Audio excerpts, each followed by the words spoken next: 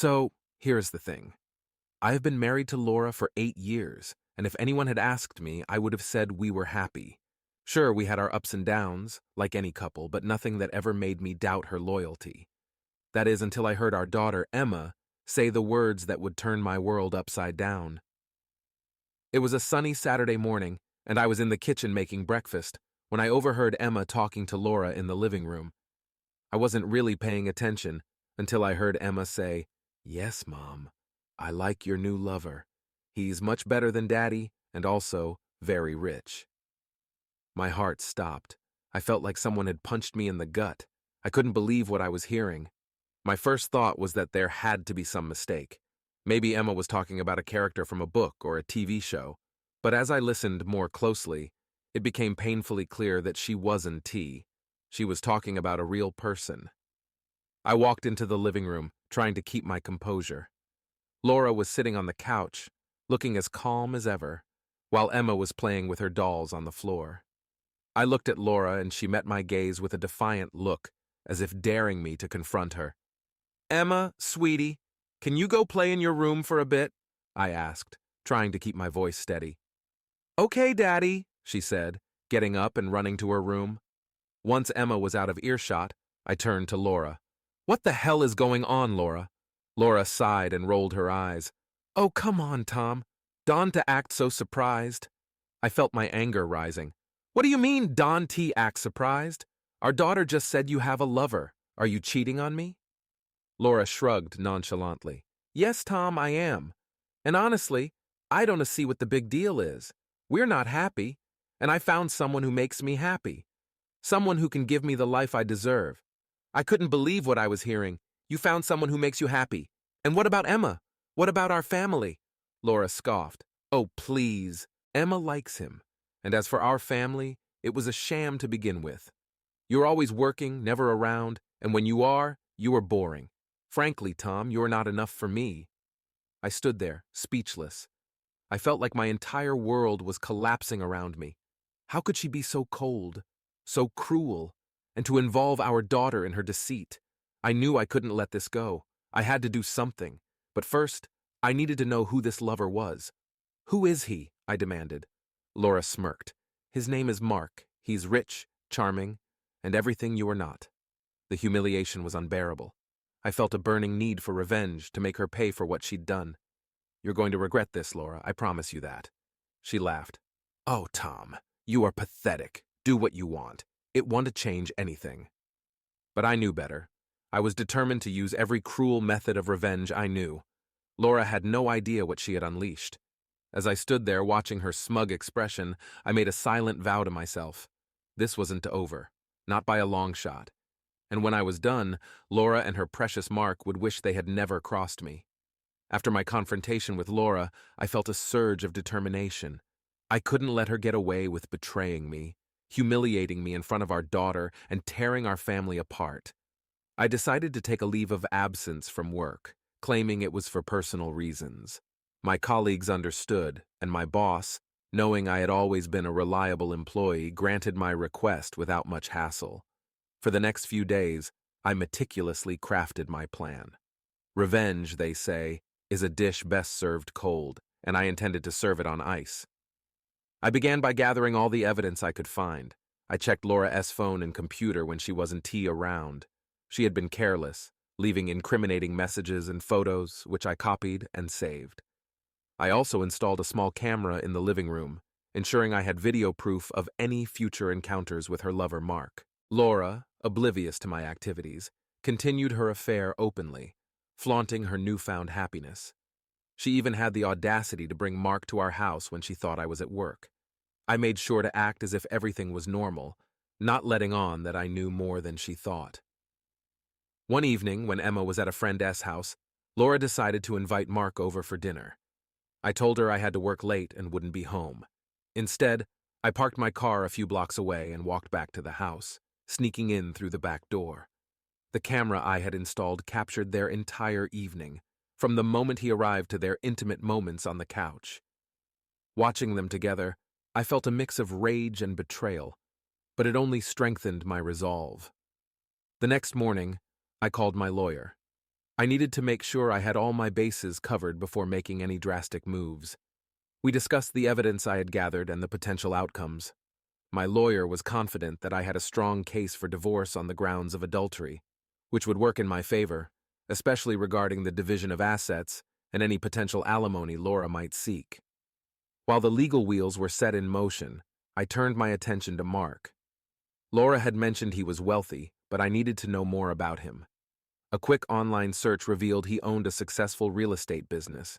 He had a public image of being a respectable businessman, but I was determined to uncover any dirt I could find. Over the next few days, I dug deep into Mark S.'s life. I hired a private investigator to follow him and gather information. What I found was a goldmine.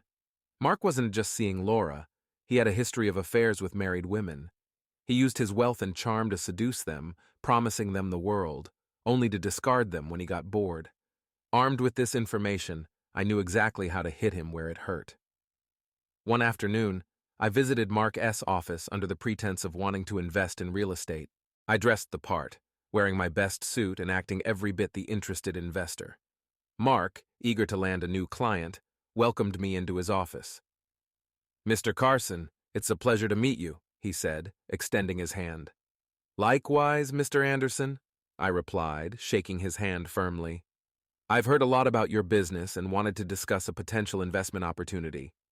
He led me to a conference room, and we discussed real estate investments for a while. I made sure to play the part convincingly, asking all the right questions. After a while, I steered the conversation towards more personal matters. "Mark, if you don't mind me asking, how do you manage to balance such a successful business with your personal life?" I inquired, feigning genuine curiosity. He chuckled. "It's all about time management and having the right people around you. My personal life is just as important as my business." I nodded, hiding my contempt. That is impressive. It is rare to find someone who excels in both. As we continued talking, I could see he was getting comfortable, believing he had a new investor hooked. Little did he know, I was about to turn his world upside down. "By the way, Mark," I said casually, "I couldn't help but notice that you and my wife seem quite close." His smile faltered for a moment before he regained his composure. "Oh, Laura. She's a wonderful woman. We've become good friends." "Good friends, huh?" I leaned forward, locking eyes with him. "Does that include sleeping with her?" His face turned pale and he stammered, I don't know what you're talking about." I pulled out my phone and played one of the videos I had taken of him and Laura. His eyes widened in shock as he realized he was caught. "You see, Mark, I know everything. And now, so will everyone else if you don't back off." He was silent, clearly shaken. "What do you want? I want you to disappear from our lives, break it off with Laura, and never contact her again. And if you ever try to come near my family again, I'll make sure everyone knows about your little hobby." Mark nodded, defeated. "Fine, I'll stay away." As I left his office, I felt a sense of satisfaction. This was only the beginning. Laura had no idea what was coming, but I was ready. I was going to make sure she paid for every lie, every betrayal, and every moment of humiliation she had put me through. This wasn't just about revenge. It was about reclaiming my life and dignity. And I wasn't going to stop until I had it all back. After my confrontation with Mark, I felt a mixture of satisfaction and anticipation. While it was a small victory, it was just the beginning. Laura had no idea what was coming, and I intended to keep it that way. For now, I kept playing the part of the oblivious husband, biding my time. A few days later, I decided it was time to deliver the first strike. I planned to hit Laura where it would hurt the most, her social life. Laura was always the social butterfly, loved by our friends and neighbors. She thrived on attention and validation, and I knew that exposing her infidelity would be devastating. I started by organizing a small get-together with some close friends. Laura, of course, was thrilled at the prospect of hosting. She went all out, preparing a lavish spread and making sure the house looked perfect. Little did she know, this gathering was about to take a very unexpected turn. That evening, as our friends arrived, Laura was in her element, laughing and chatting as if she didn't have a care in the world. I played along, smiling and engaging in conversations, all the while waiting for the right moment. After dinner, as we all gathered in the living room, I cleared my throat and stood up. I have something I'd like to share with everyone, I announced, drawing all eyes to me. Laura looked curious, but not alarmed. I have been doing some thinking, I continued, and I realized that honesty is the cornerstone of any relationship. In that spirit, I have a confession to make. Laura's eyes widened, and I could see the first flicker of panic. Tom, what are you doing? She asked, her voice wavering. Ignoring her, I reached into my pocket and pulled out a small USB drive. This, I said, holding it up, contains videos and messages that I recently discovered. They show my wife, Laura, in a compromising position with another man. A shocked silence fell over the room. Our friends looked at each other in disbelief, and Laura's face turned ashen. Tom, please, she begged, her voice trembling. But I was past the point of caring about her feelings.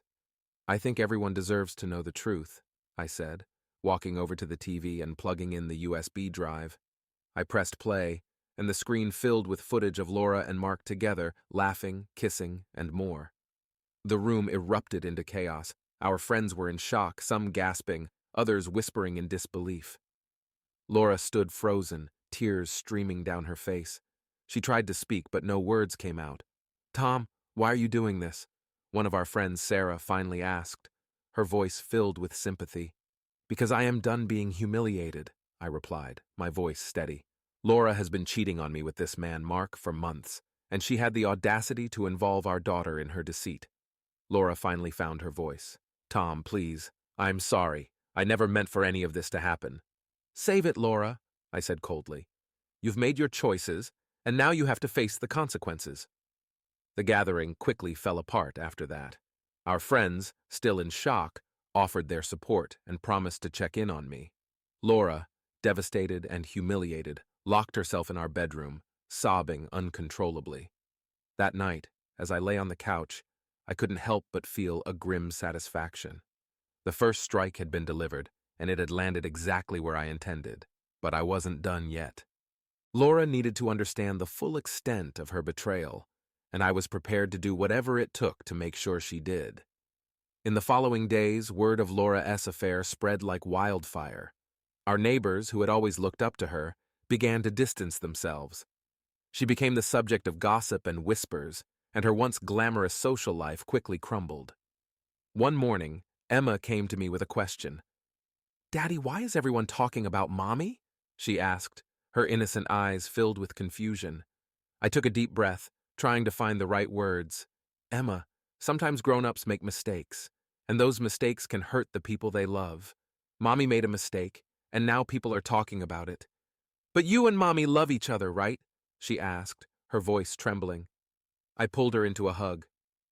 I love you very much, Emma, and no matter what happens, that will never change. It was a painful conversation, but I knew it was necessary. Emma deserved to know the truth, or at least a version of it that she could understand. As much as it hurt to see her confused and upset, I was determined to protect her from the worst of it. Meanwhile, Laura tried to salvage what was left of her reputation. She called our friends, begging for their forgiveness, but most of them had already made up their minds. They saw her for what she was, a liar and a cheat. One evening, Laura finally confronted me. Tom, please, can't we just talk about this? We can fix things. I'll do anything. I looked at her, feeling a mixture of anger and pity. Laura, there's nothing left to fix. You destroyed our marriage the moment you decided to cheat. And now, you have to live with the consequences. She broke down in tears, pleading with me, but my resolve was firm. I had given her a chance to come clean, and she had chosen deception instead. Now, it was time for her to face the reality of her actions. As I lay in bed that night, I knew there were more steps to take. Laura needed to understand that her betrayal had far-reaching consequences, and I was just getting started. The road to revenge was long, but I was committed to seeing it through to the end. With Laura's social life in shambles, it was time to turn my attention to the next phase of my plan, the legal battle. I needed to ensure that when this was all over, I came out on top. My lawyer and I had been working on a strategy, and now it was time to put it into action. One morning, after dropping Emma off at school, I sat down with Laura at the kitchen table. She looked worn out, her eyes puffy from crying. The confident, defiant woman who had laughed at my anger was gone, replaced by someone desperate and broken. "Laura, we need to talk about the divorce," I said, my voice steady. She flinched at the word but nodded. "Okay, Tom. What do you want to discuss? I've spoken to my lawyer and we have drafted the papers. You'll be served today. I'm giving you a choice. You can either sign them without a fight, or we can take this to court. If we go to court, I will use every piece of evidence I have against you. And believe me, it won to be pretty." Tears welled up in her eyes. "Tom, please, can we find another way? I don't want to drag this through the courts." I pushed the papers across the table. "Then sign these. You'll get a fair settlement, and we can move on with our lives. But if you try to fight me on this, I'll make sure you lose everything." She looked down at the papers, her hands trembling. "What about Emma? How will this affect her?" "We'll share custody," I replied. "She needs both of us, and I'm not going to take her away from you. But understand this, if you try to use her against me in any way, I'll make sure the court knows exactly what kind of person you are." Laura nodded, tears streaming down her face. "I understand, Tom. I'll sign the papers." I felt a small sense of relief. One part of the battle was won, but there was still much to be done. As Laura signed the papers, I couldn't help but feel a pang of sadness. Despite everything, there had been a time when I loved her deeply, but that time was over, and I needed to focus on the future. The next day, I took the signed papers to my lawyer. He reviewed them and nodded approvingly. "This is good, Tom. You've got her right where you want her. Now, we need to move on to the financial aspects." We discussed our strategy in detail. Laura would receive a fair settlement, but I wanted to make sure she didn't walk away with more than she deserved. I had worked hard for everything we had, and I wasn't about to let her betrayal cost me more than it already had. As we finalized the details, I couldn't help but think about Mark. I hadn't seen or heard from him since our confrontation, and I wondered how he was dealing with the fallout. My private investigator had continued to keep tabs on him, and what he found was interesting. Mark's business was starting to suffer. News of his affair with a married woman had spread, and it was affecting his reputation. Clients were pulling out of deals, and his business partners were questioning his judgment. It was exactly what I had hoped for. One evening, I received a call from my investigator. "Tom, you're going to want to hear this," he said. "Mark's in deep trouble. His investors are planning to pull their funding, and it looks like he is going to be facing a major financial crisis." I smiled to myself. Good. Keep me updated. I want to know every detail. As the days passed, Laura and I continued to live under the same roof, but our interactions were minimal. She was a shadow of her former self, spending most of her time in her room or out of the house. I focused on Emma, making sure she felt loved and secure despite the turmoil. One afternoon, as I was picking Emma up from school, she asked me a question that caught me off guard. "Daddy, why doesn't Mommy smile anymore?" I looked at her, struggling to find the right words. "Mommy's going through a tough time right now, sweetie, but she still loves you very much, and so do I." Emma nodded, seeming to accept my explanation. But her question lingered in my mind. I knew that despite everything, I needed to find a way to make this easier for her. She was an innocent victim in all of this, and I didn't want her to suffer because of our mistakes. Back at home, I decided to have a conversation with Laura. I found her sitting on the bed, staring at the wall. "Laura, we need to talk about Emma," I said, sitting down next to her. She looked at me, her eyes filled with pain. "What about her? She's been asking questions. She's worried about you, about us. We need to make sure she knows that no matter what happens between us, we both love her and will always be there for her." Laura nodded, wiping away a tear. "You are right, Tom. I don't want her to suffer because of my mistakes." We talked for a while, discussing how we could co-parent effectively despite our differences. It was a difficult conversation, but it was necessary. For Emma's sake, we needed to find a way to work together. As the legal proceedings continued, I kept a close eye on Mark. My investigator's updates were my daily dose of satisfaction. His business was on the brink of collapse, and he was scrambling to save it. It was only a matter of time before he faced the full consequences of his actions. One day, as I was working in my home office, I received a call from Mark. I was surprised, to say the least. "Tom, we need to talk," he said, his voice strained. I leaned back in my chair, savoring the moment. "What do you want, Mark? I need your help," he said, desperation evident in his voice. "My business is falling apart and I don't know what to do." I couldn't help but laugh. "You want my help? After everything you've done? Tom, please, I know I made a mistake, but I'm begging you.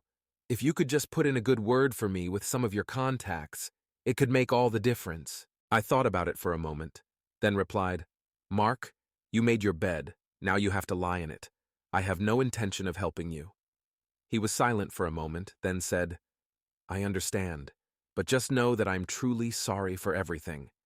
I hung up the phone, feeling a sense of closure.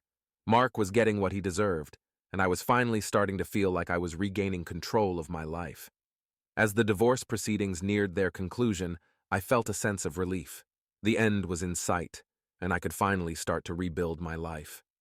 Laura and I had agreed on the terms, and we were both ready to move on. One evening, as I was putting Emma to bed, she looked up at me with her big, innocent eyes. "Daddy, will everything be okay?" I smiled and kissed her forehead. "Yes, sweetie. Everything will be okay. I promise." As I left her room, I felt a sense of hope. The road had been long and difficult, but I was finally starting to see the light at the end of the tunnel, and no matter what, I knew that I had the strength to face whatever came next. With the divorce proceedings nearing their end and Mark S. life unraveling, I knew it was time to deliver the final blow. I wanted to ensure that both Laura and Mark faced the full consequences of their actions, leaving no stone unturned. It was time to expose Mark S. deceit to the world and ensure his downfall was as public and humiliating as possible. I contacted a journalist who specialized in investigative reporting and scandals. We had a mutual acquaintance who assured me that this journalist was discreet and relentless when it came to exposing the truth. I provided all the evidence I had gathered on Mark S. affairs, his manipulations, and his financial troubles. The journalist was intrigued and agreed to take on the story. Within a week, an expose on Mark was published, detailing his infidelities, his business practices, and his rapid descent into financial ruin. The article painted a vivid picture of a man who used his wealth and charm to manipulate and exploit women, only to discard them when they were no longer of use to him. It also highlighted his recent affair with a married woman, revealing how it had led to the collapse of both his personal and professional life. The article spread like wildfire, quickly becoming the talk of the town. Mark S. remaining investors pulled out, and his business partners distanced themselves from him. His reputation was in tatters, and he became a pariah in the very circles he once dominated. Laura, too, felt the repercussions. Our friends and neighbors, who had already started distancing themselves from her, now completely ostracized her. She was left with no support system, no one to turn to. The life she had built on lies and deceit was crumbling around her, and there was nothing she could do to stop it. One evening, as I was picking Emma up from a playdate, I received a call from Laura. Her voice was shaky, filled with desperation. "Tom, I need to talk to you. Please, can we meet?" I agreed, more out of curiosity than anything else. We met at a small cafe, a neutral place where we could talk without Emma overhearing. Laura looked haggard, her once vibrant appearance now replaced with exhaustion and regret. "Tom, I know I don't deserve your forgiveness, but I need to explain," she began, tears welling up in her eyes. I sighed, leaning back in my chair. "Go ahead, Laura. Explain." She took a deep breath, gathering her thoughts. "I never wanted to hurt you. I got caught up in the excitement, the thrill of something new. Mark made me feel alive in a way I hadn't felt in years. But it was all a lie. He used me, just like he used all those other women." I listened, feeling a mix of anger and pity. "And what about Emma? Did you ever think about what this would do to her?" Laura's tears flowed freely now. "I did, Tom. I thought I could keep the two worlds separate, that she would never have to know, but I was wrong. I've destroyed everything, and I have no one to blame but myself." There was a moment of silence as I processed her words. Despite everything, part of me still cared about the woman I had once loved. But I knew that forgiveness was a long way off if it ever came at all. Laura, we can change the past. What is done is done. But for Emma's sake, we need to find a way to move forward. She deserves better than this. She nodded, wiping her tears. You're right, Tom. I'll do whatever it takes to make things right for her. I know it won't be easy, but I am willing to try. We talked for a while longer, discussing how we would co-parent and ensure Emma's well-being. It was a difficult conversation, but a necessary one. Despite our differences, we both wanted what was best for our daughter. As we left the cafe, I felt a sense of closure. Laura's remorse was genuine, but it didn't erase the pain she had caused. It would take time to heal, but at least now there was a path forward. Meanwhile, Mark's situation continued to deteriorate. His business went bankrupt, and he was forced to sell his assets to pay off his debts. The once confident, charming man was now a shell of his former self, and I couldn't help but feel a sense of grim satisfaction. One day I received a call from my investigator. Tom, you're not going to believe this. Mark's been arrested. I sat up, surprised. Arrested? For what? Turns out he was involved in some shady business deals, fraud, embezzlement, you name it. The authorities have been investigating him for a while, and they finally had enough to bring him in. I couldn't help but laugh. It seemed that karma had finally caught up with Mark in the most spectacular way possible. His downfall was complete, and there was no coming back from it. As I hung up the phone, I felt a sense of closure. Mark and Laura had both faced the consequences of their actions, and now I could focus on rebuilding my life. It was time to move forward, to create a better future for myself and Emma. The divorce was finalized a few weeks later. Laura moved out, finding a small apartment nearby so she could still be close to Emma. We maintained a cordial relationship for our daughter's sake, but the love we once shared was gone, replaced by a mutual understanding and a commitment to co-parent effectively. With the chaos behind me, I threw myself into my work and spending quality time with Emma.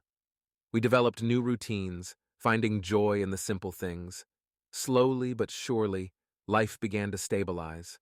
One evening, as Emma and I were sitting on the porch watching the sunset, she turned to me and said, "Daddy, I'm glad we were okay." I smiled, pulling her close. "Me too, sweetie, me too." As the sun dipped below the horizon, I felt a sense of peace. The journey had been long and painful, but we had come out stronger on the other side, and no matter what the future held, I knew that I had the strength to face it. The road to revenge had been a tumultuous one, filled with unexpected twists and turns. But in the end, I had achieved what I set out to do. I had reclaimed my life, and in the process, found a deeper sense of purpose and resilience. And as I held Emma close, I knew that we would be okay, no matter what challenges lay ahead. With the divorce finalized and Mark's downfall complete, I finally felt a sense of closure. I could focus entirely on my future and rebuilding my life. Emma and I had settled into a new routine, one that brought stability and a sense of peace back into our home. But I knew I couldn't move forward without addressing some of the lingering issues from the past. A few weeks after the dust had settled, I received a surprising message from Mark. He had been released on bail, and he wanted to meet. My initial reaction was one of anger and disbelief, but curiosity got the better of me. I agreed to meet him at a local park, a public place where I felt safe. When I arrived, Mark was already there, looking like a shadow of his former self. He was thinner, his face gaunt, and his once confident demeanor was replaced with a haunted look. As I approached, he stood up and extended his hand. "Tom, thanks for meeting me," he said, his voice subdued. I didn't shake his hand. "What do you want, Mark?" He sighed, dropping his hand. "I wanted to apologize for everything. I know my words probably don't mean much, but I needed to say it. I ruined your life, and I'm paying the price for it now." I crossed my arms, studying him. "Why now? Why do you suddenly care about the damage you've done?" He looked away, staring at the ground. "Because I have lost everything. My business, my reputation, my freedom. I'm facing serious charges, and there's a good chance I'll go to prison. I've had a lot of time to think about my actions, and I realize now how much harm I caused. His words didn't evoke any sympathy from me. Instead, I felt a sense of vindication. You are right, Mark, you did ruin my life, but I am rebuilding it, and I don't need your apology. Mark nodded, accepting my words. I understand. I needed to try. I'm sorry, Tom, truly. I turned to leave, not wanting to give him any more of my time. Goodbye, Mark. I hope you find a way to make amends for your actions, but don't expect forgiveness from me. As I walked away, I felt a weight lift off my shoulders. Mark's apology didn't change anything, but it marked the end of a painful chapter in my life. I was ready to move forward, to embrace the new beginnings that awaited me. In the weeks that followed, I focused on creating a positive environment for Emma and myself. I redecorated the house, making it a space that reflected our new life.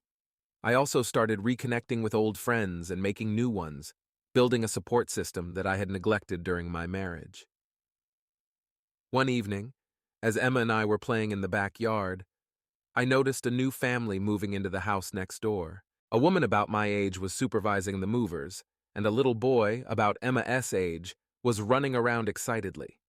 Emma, always the social butterfly, immediately wanted to go over and introduce herself. We walked over together, and I introduced myself. Hi, I am Tom, and this is my daughter Emma. Welcome to the neighborhood. The woman smiled warmly. Hi, Tom. I am Sarah, and this is my son Jake. Thanks for the welcome. We are excited to be here.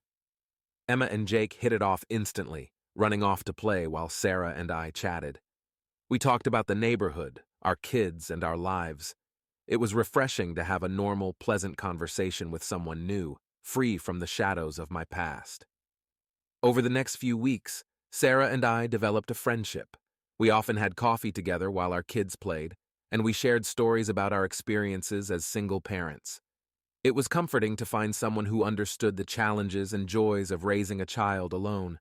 One afternoon, as we sat on my porch watching Emma and Jake play, Sarah turned to me.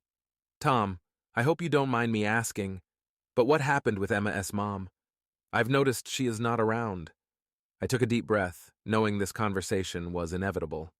Laura and I divorced recently. She had an affair and it tore our family apart. We are working on co-parenting, but it's been a tough road.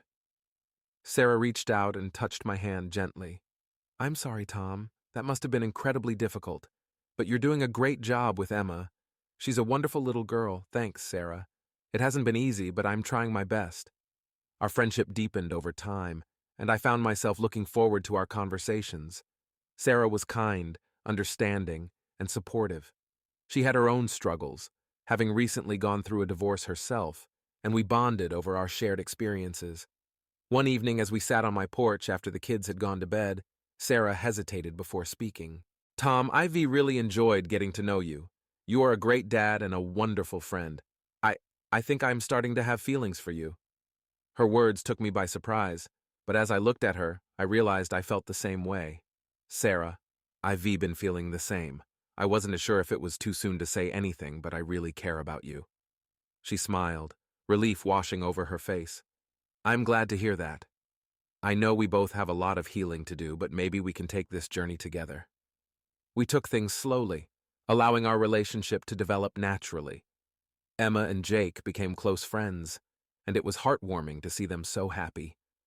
Sarah and I supported each other through our challenges, celebrating our victories and comforting each other in our struggles. As the months passed, our bond grew stronger. We spent holidays together, took the kids on trips, and created new traditions. It wasn't always easy, but we faced every challenge together, knowing we had each other's backs. One evening, as we sat on the porch watching the sunset, I turned to Sarah and took her hand. Sarah, I am grateful for every moment we've shared. You've brought so much joy and love into my life, and I can't imagine it without you. She smiled, tears glistening in her eyes. Tom, you and Emma have become my family. I am so thankful for you both, and I look forward to our future together. As we sat there holding hands and watching the sun dip below the horizon, I felt a sense of peace and contentment I hadn't felt in years. The pain and betrayal of the past were behind me, and I was ready to embrace the new beginnings that lay ahead. Life had thrown its share of challenges my way, but I had emerged stronger, with a newfound sense of purpose and a loving partner by my side. And as I looked at Emma and Jake playing in the yard, I knew that no matter what the future held, we would face it together, as a family. Our relationship with Sarah was blossoming, and life was starting to feel normal again.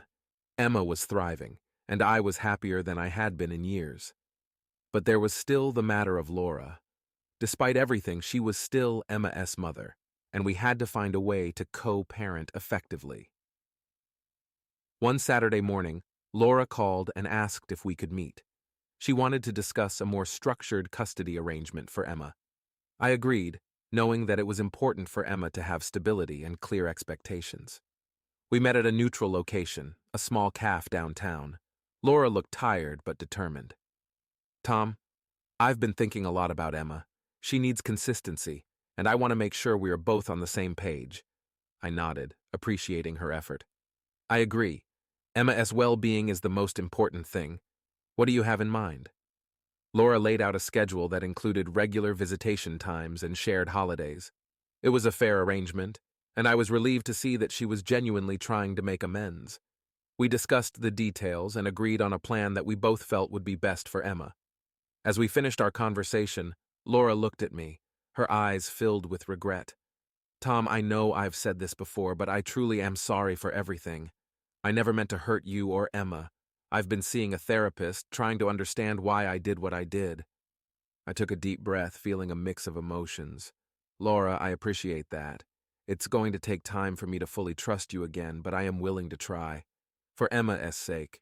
She nodded, tears brimming in her eyes. "Thank you, Tom. That means a lot." With the new custody arrangement in place, we began to find a rhythm. Emma adapted well to the schedule, and it was clear that having both her parents involved in her life made her happier. Laura and I communicated regularly, keeping each other informed about Emma's activities and needs. One evening, after dropping Emma off at Laura S., I decided to have a heart-to-heart with Sarah. We had been growing closer, and I wanted to make sure she was comfortable with the evolving dynamics of my co-parenting relationship with Laura.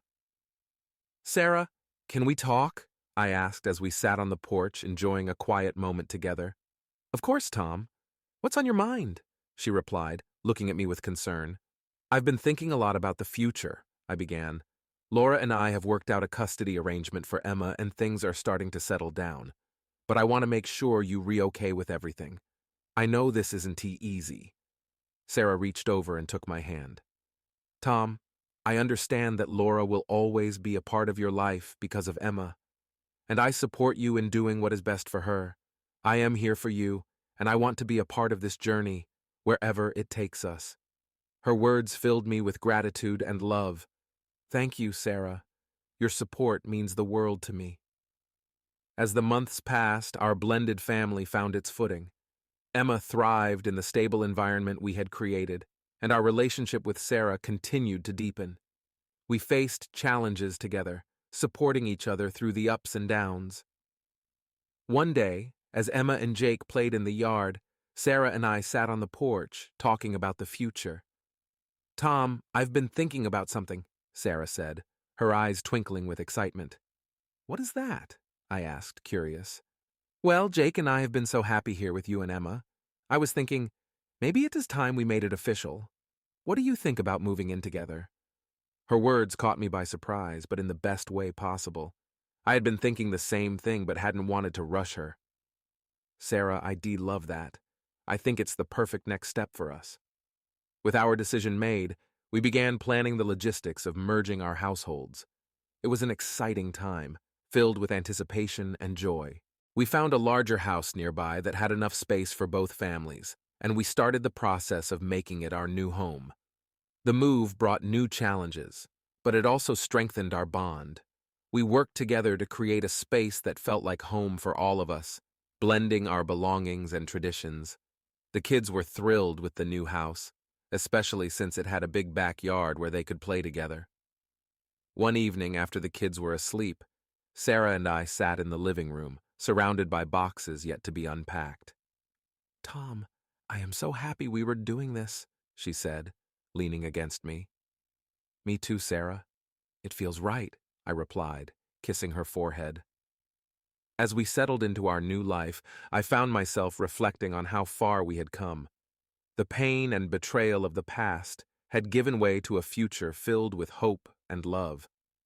I had learned to trust again, and in doing so, had found happiness I never thought possible. One weekend, we decided to throw a housewarming party to celebrate our new beginning. We invited friends, family, and even some of our neighbors.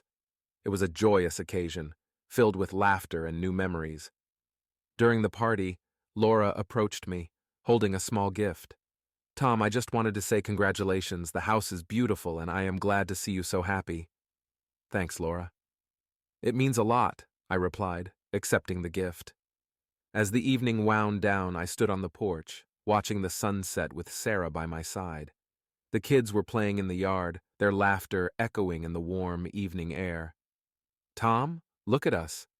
We've come so far, Sarah said, her voice filled with contentment. We really have, I agreed, holding her close.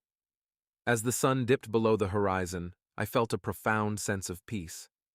Life had thrown its challenges our way, but we had faced them head-on and come out stronger. Our blended family was a testament to resilience, love, and the power of new beginnings. And as I stood there, surrounded by the people I loved, I knew that no matter what the future held, we would face it together, with trust, love, and unwavering support. With Sarah and I now living together, life felt more complete. We had a stable home, our children were happy, and we were building a future that seemed promising. However, as with any new chapter, unseen challenges began to emerge. One evening, after tucking Emma and Jake into bed, Sarah and I sat down to discuss some concerns that had been bubbling beneath the surface. Tom, I've noticed that Emma has been acting out a bit more lately. Have you seen the same? Sarah asked, her brow furrowed with worry. I nodded, having observed the same behavior. Yes, I've noticed. She's been more moody and less willing to share her feelings. I think the move and all the changes are starting to take a toll on her. Sarah sighed, running her fingers through her hair. I think Jake is having some issues too. He's been more withdrawn and clingy. Maybe we should consider family counseling to help them navigate these changes. The idea made sense, and I was grateful for Sarah's insight. That is a good idea. I'll look into finding a good family therapist. As we navigated this new phase of our lives, it became clear that blending families was more complex than we had initially thought. We scheduled our first session with a family therapist, hoping it would provide the guidance we needed. During our first session, the therapist, Dr. Martin, was warm and understanding. She asked us about our family dynamics, the challenges we were facing, and what we hoped to achieve through counseling. Emma and Jake were initially hesitant but gradually opened up. Emma spoke first. I miss how things used to be. I miss having just Daddy and me. And I miss Mommy too, even though she hurt us. Jake, sitting close to Sarah, added, I miss my old house. I miss my friends. I like Emma and Tom, but it's different now. Their words were a stark reminder of how much they had been through. Dr. Martin guided us through exercises to improve communication and help the kids express their feelings more openly. She emphasized the importance of maintaining routines and creating new traditions to make our blended family feel more cohesive. Over the next few weeks, we attended regular therapy sessions. The kids slowly began to adapt, and Sarah and I worked hard to ensure they felt secure and loved. We planned family outings, game nights, and movie marathons, trying to build a sense of unity. One evening, after a particularly challenging day, Sarah and I sat on the porch talking about our progress. Tom, I think the therapy is helping. The kids seem to be opening up more, and I feel like we're starting to find our rhythm, she said, her voice tinged with hope. I agree. It's been tough, but I'm proud of how we are handling it. We are stronger together, I replied, squeezing her hand. Just as things seemed to be settling, another unexpected twist came our way. Laura called one afternoon, sounding distraught. Tom, I need to talk to you. It is about Emma. My heart skipped a beat. What's wrong, Laura? It's not something I can discuss over the phone. Can you meet me at the park in an hour? She asked, her voice shaky. I agreed, feeling a knot of anxiety form in my stomach. When I arrived at the park, Laura was sitting on a bench, looking more stressed than I'd ever seen her. "Laura, what's going on?" She took a deep breath before speaking. "Tom, I've been diagnosed with early-stage breast cancer. I'm going to need surgery and possibly chemotherapy. I am scared and I don't know what this means for Emma." The news hit me like a ton of bricks. Despite everything, Laura was still Emma's mother, and this news would affect all of us. "Laura, I am so sorry. What do you need from me?" She looked at me with tears in her eyes. "I need your support. I want Emma to stay with you and Sarah more while I go through treatment. I don't want her to see me like this, at least not until I am stronger." I nodded, understanding the gravity of the situation. "Of course, Laura. We'll do whatever we can to help. Emma's well-being is the most important thing." Back at home, I shared the news with Sarah.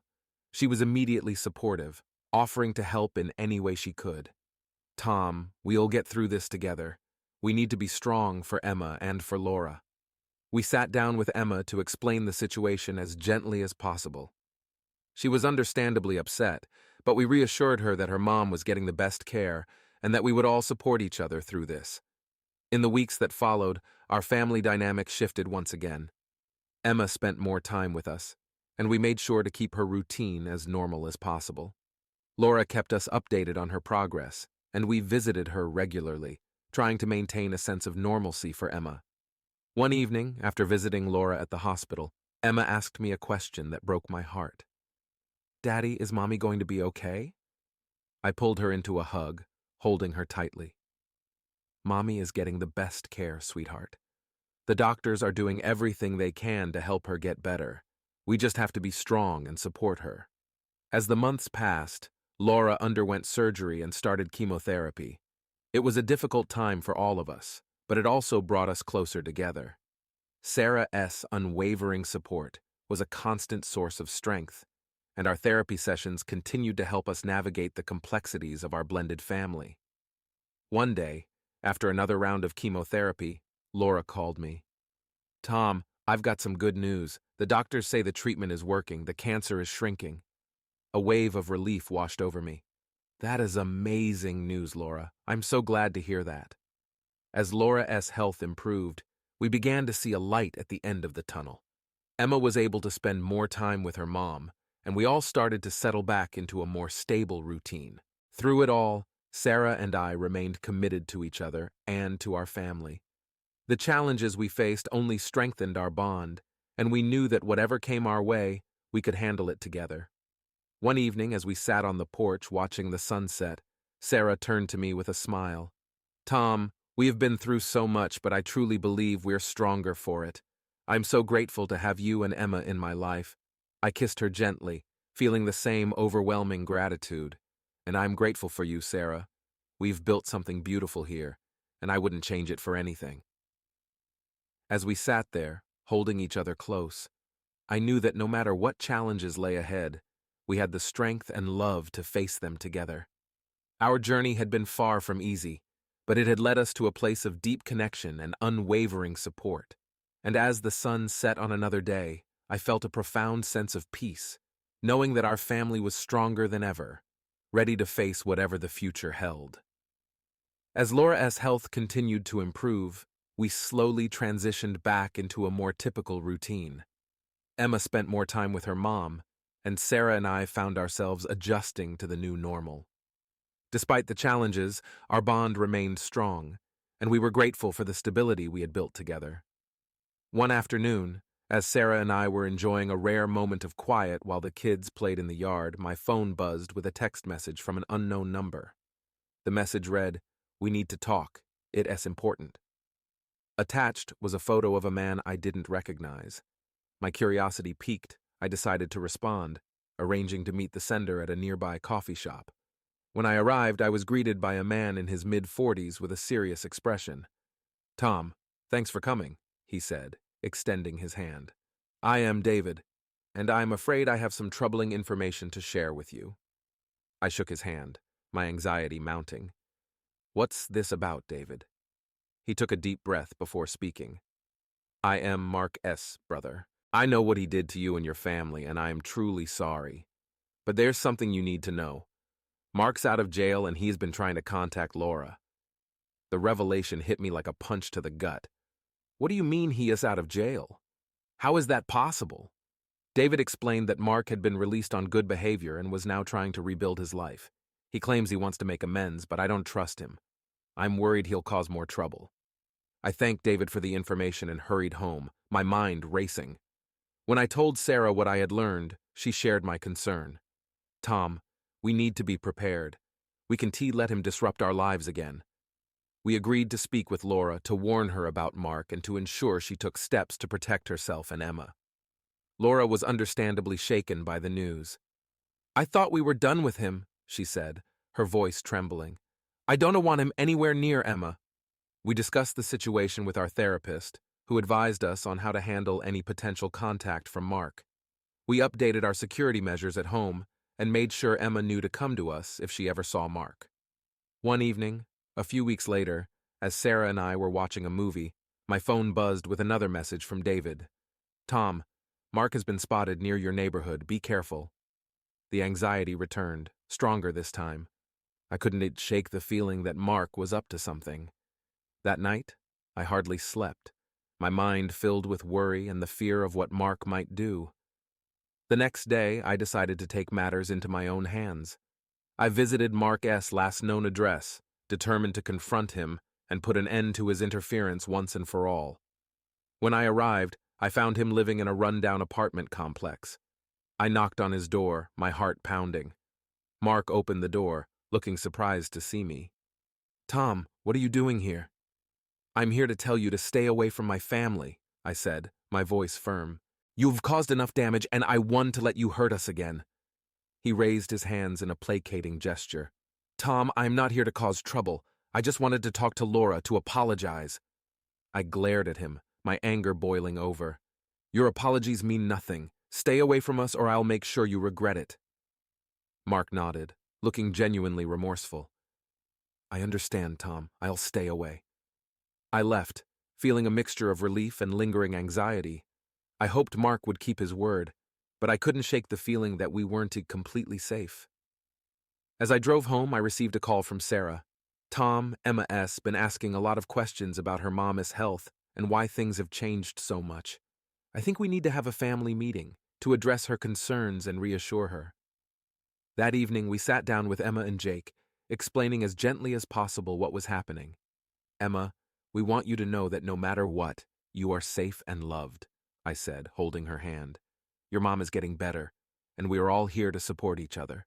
Emma nodded, her eyes wide with understanding. I just want us to be happy again. Sarah smiled, pulling Emma into a hug. We will be, sweetheart. We are a family, and we'll get through this together.